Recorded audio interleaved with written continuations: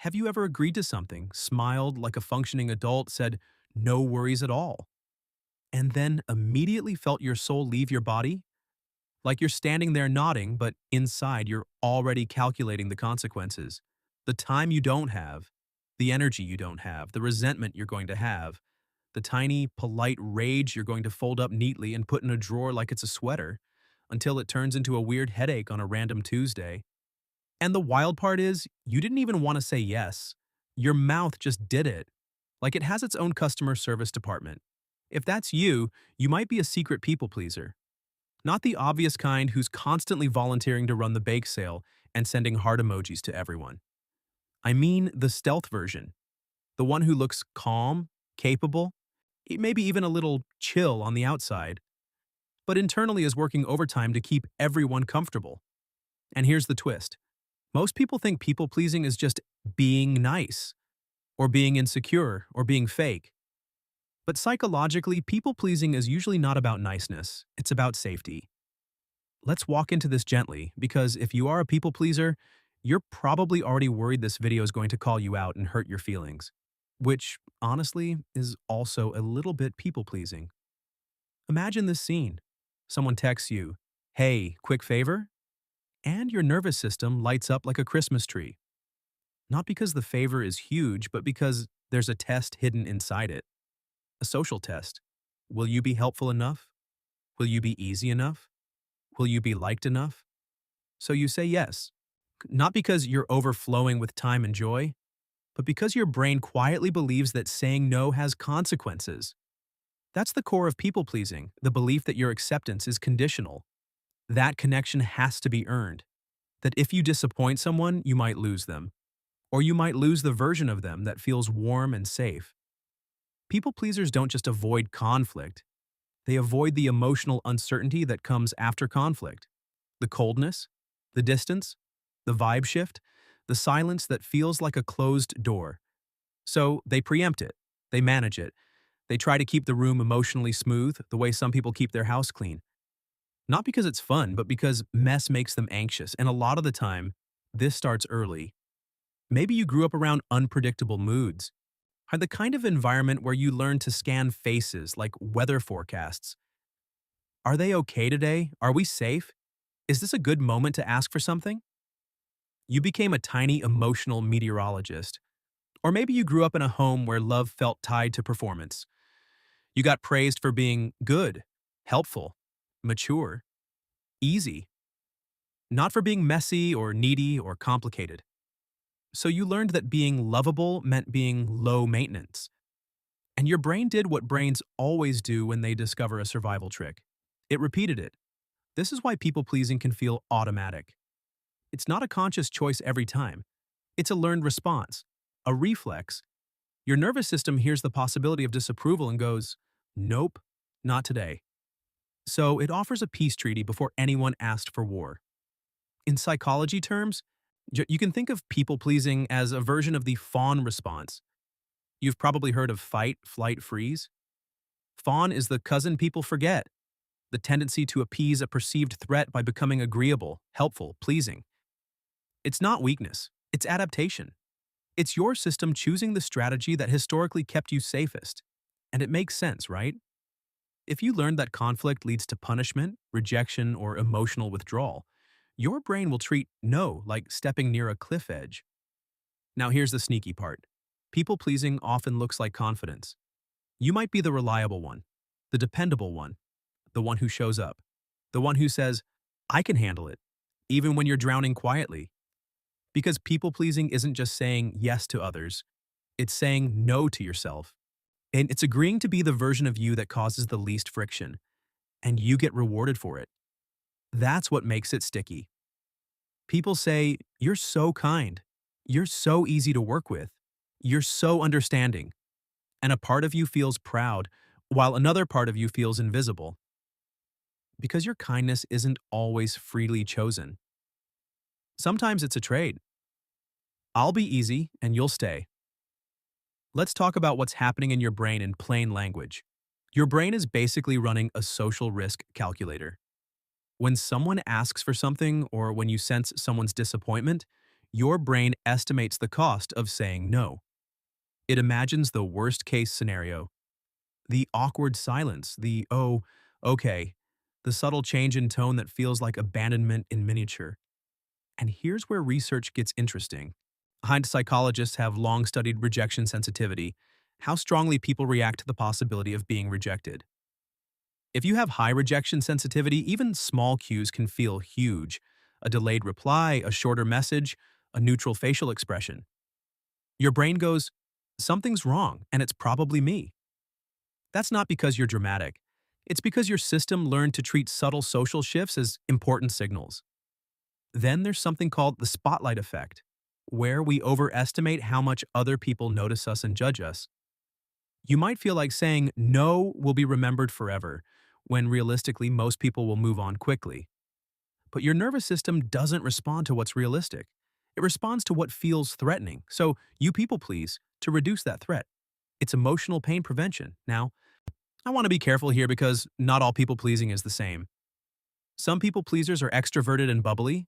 Some are quiet and stoic. Some do it at work. Some do it in relationships. Some do it with family only. Some do it with strangers.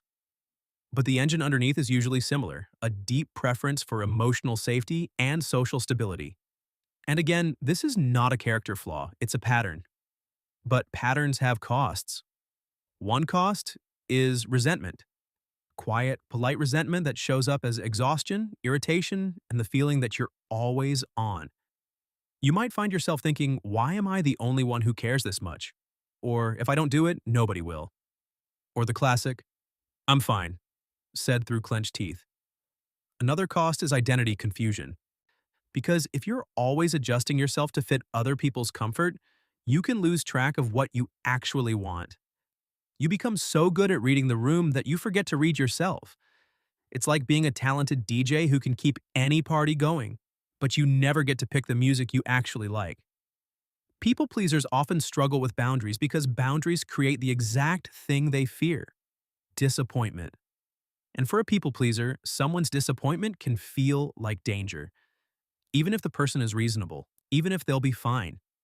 Even if you know logically that you're allowed to say no, your body doesn't care about your logic. Your body cares about your history. That's why people pleasing can be so confusing. You can be smart, self-aware, emotionally intelligent. You can literally give other people advice about boundaries and still find yourself saying, sure, when you mean, please don't. Because the part of you that people pleases isn't trying to ruin your life. It's trying to keep you connected. And connection is a basic human need. We're social mammals. We are built for belonging.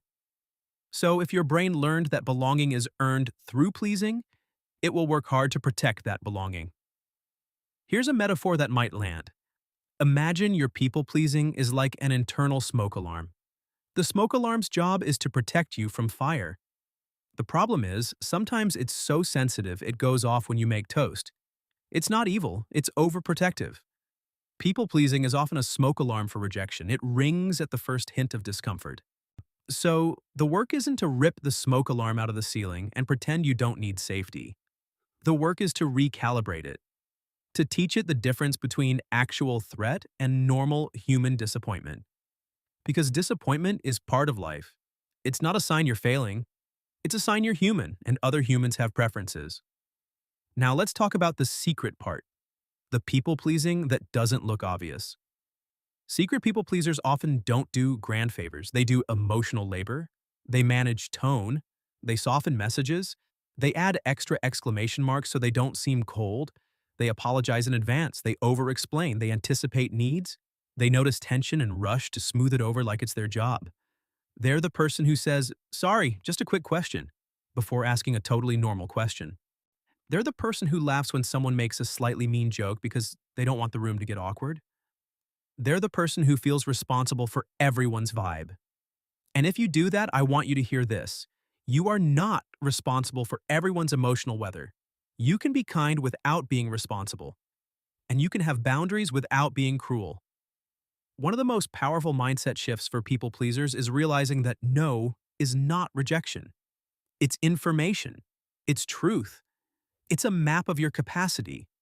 When you say yes to everything, you're not being kind. You're being unavailable to your own life. And here's the part that can feel scary. Some people will like you less when you stop people pleasing. Not because you became worse, but because you became real. If someone's affection depends on you being endlessly accommodating, that's not love. That's convenience wearing a friendly mask. This is why boundaries can feel like a social detox. You learn who's there for you and who's there for your labor. And yes, that can sting. But it can also be freeing. So what do you do if you recognize yourself in this? You start small. Not with a dramatic personality transplant. You don't go from sure anything to absolutely not, never speak to me again. You start with tiny, low-risk boundaries that teach your nervous system a new lesson. I can survive disappointment. Maybe you practice a pause. Someone asks for something and you say, "Let me check and get back to you." That one sentence is a miracle for people pleasers because it interrupts the reflex. It gives your brain time to breathe. It tells your nervous system, we are not under attack, we can think.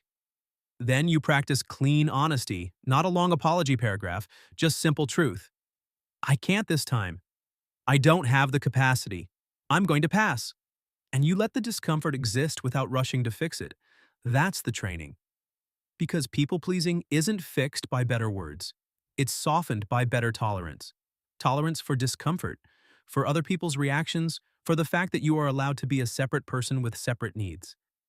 And when you do that, something beautiful happens. Your kindness becomes real kindness, not fear kindness, not please don't leave me kindness, but chosen kindness. You stop being nice as a survival strategy and start being kind as a value. And that is a completely different kind of peace. So, if you're a secret people pleaser, I want to leave you with this perspective shift. The part of you that people pleases is not your enemy. It's a younger part of you that learned how to keep you safe. You don't need to shame it, you need to update it. Because you are not here to be liked by everyone. You are here to be known by the right people, and being known requires being real. If this hit home, tell me in the comments, what's your most automatic people-pleasing habit? Over-explaining, saying yes too fast? Apologizing for things that aren't your fault? I want to know. And if you want more deep human breakdowns of why we do what we do, and how to change it without hating ourselves, subscribe and stick around. Your nervous system deserves safety, and you deserve a life that doesn't require you to disappear to keep it.